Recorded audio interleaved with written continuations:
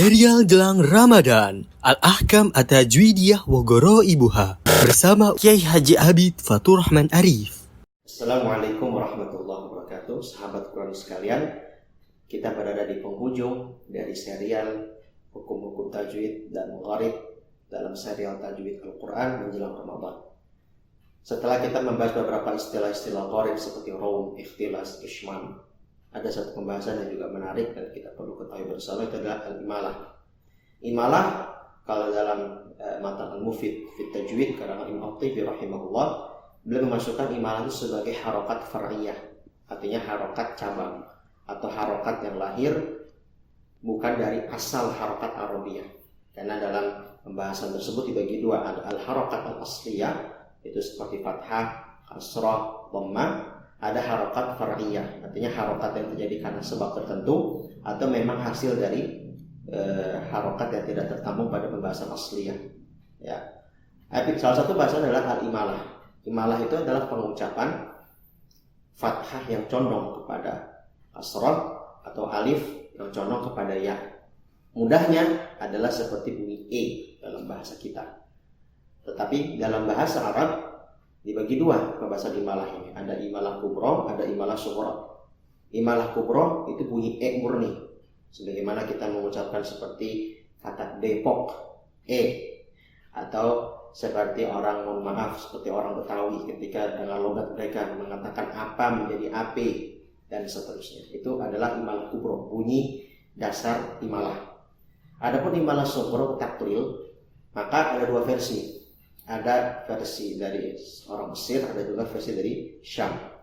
Orang Mesir condongnya mengarahkan bunyi e itu kepada e untuk versi taklil orang-orang Mesir. Jadi seperti kita mengucapkan kata Bekasi, e itu imalah sughra atau namanya taklil. Atau orang Syami mengucapkan huruf taklil, ya, huruf-huruf yang berharokat taklil atau imalah sughra ini bukan e, bukan e, tapi e. Jadi tidak murni e, tidak murni e, tapi e, seperti itu. Itu kurang lebih tentang masalah imalah vokalnya dan pengertiannya. Dalam bacaan Hafiz, bacaan Hafiz Asim yang kita baca di seantero dunia hingga sekarang, bacaan imalah hanya pada satu tempat, tepatnya di surat Hud ayat 41. Allah Subhanahu wa taala berfirman, wa qala rukabu fiha bismillahi majriha wa mursaha. Majriha bukan dibaca majroha, ya, atau majriha dengan taklil. Pembahasan dalam bacaan Hafs fokusnya hanya pada imalah kubro, tidak ada imalah sughra. Adapun imalah sughra yang tadi juga namanya taklil banyak dipakai dalam riwayat Warsh dan juga seperti riwayat Ad-Duri dan yang lain-lainnya. Dan dalam riwayat lain untuk qiraah lain, ya, imalah ini juga banyak dipakai pada pembahasan lain, tidak hanya pada majreha, ya, seperti pada alif dawatul ya, ya, dan segala macam seperti wadduhe atau misalnya kata-kata lainnya, ya, atau abasa wa tawalli dan segala macam pada riwayat Hamzah atau Warsh atau Abu Amr dan riwayat-riwayat lainnya. Sehingga imalah ini adalah harokat cabang dari harokat Arabiyah yang kasuistik, tidak semuanya terjadi hukum bacaan seperti ini.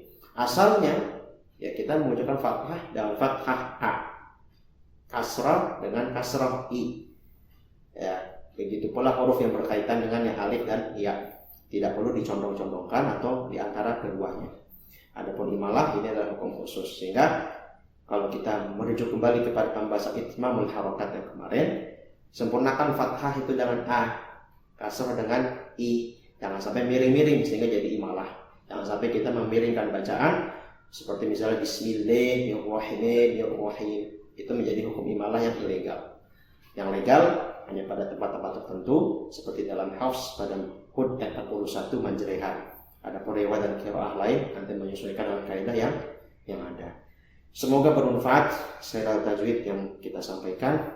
Kurang lebihnya mohon maaf karena kesempurnaannya milik Allah Subhanahu wa taala, dan kami berharap semoga dengan ada serial ini dapat menambah saudara-saudara sekalian, sahabat-sahabat sekalian semakin cinta dengan Al-Qur'an, dengan membacanya dengan tajwid, mengamalkannya dan mendakwahkannya kepada orang lain. Semoga Allah jadikan kita sebagai ahli Quran yang mendapat syafaat yang kelak di hari akhir. Wabillahi taufiq wal hidayah, wallahu a'lam bishawab. Assalamualaikum warahmatullahi wabarakatuh.